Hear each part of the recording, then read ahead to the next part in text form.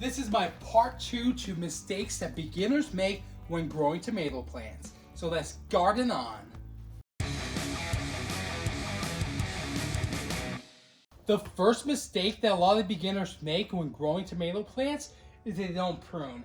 You want to prune all the lower leaves, any sucker or any part of the plant that may be affected by disease.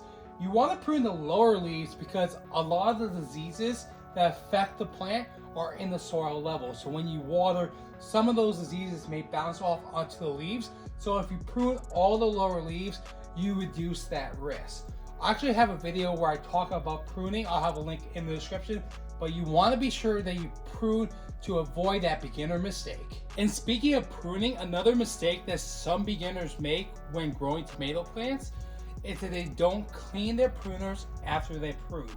So you want to be sure to clean your pruners with either rubbing alcohol or bleach, so you wipe off any diseases that might be on your pruners, because you don't want to come out the next time you prune and introduce any diseases to a second plant. So another mistake that a lot of beginners make when growing tomato plants is not providing enough support. An even bigger mistake would not provide any support at all. But to support my tomato plants, I use garden tape, I have some tomato stakes, and these trellises I bought at Lowe's. So you just want to tie your plants to the stakes to give them that support as they grow. So this is a midnight snack, indeterminate tomato. It's going to keep growing until it's killed by disease or weather. The next mistake that a lot of beginners make when growing tomato plants is that they don't conduct pest management.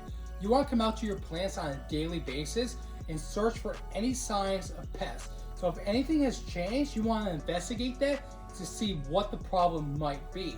If you have any pests and you find any pests, you want to remove them as you see them, because reducing their population is the best way to keep on track of that before you use any kind of pesticide, whether conventional or organic. Another common mistake I see a lot of beginner gardeners make when growing tomato plants is they start by seed where they should be starting by transplant. If you start by seed, you can't start those seeds out in the garden. You need to start those seeds inside a few weeks before your last frost date.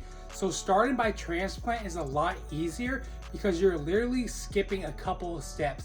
So you can take those transplants and put them right in your garden after your last frost date. Another mistake I see a lot of beginners making when growing tomato plants is that they don't choose a variety that grows well in their area. You want to choose a variety that will grow well where you live.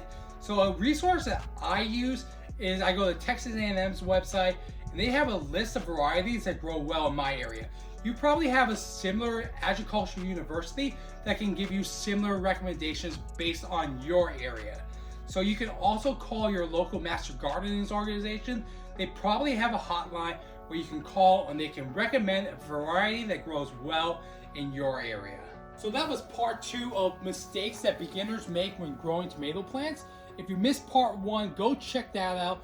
But if you found any information in this video helpful, please consider liking the video and subscribing for more gardening videos.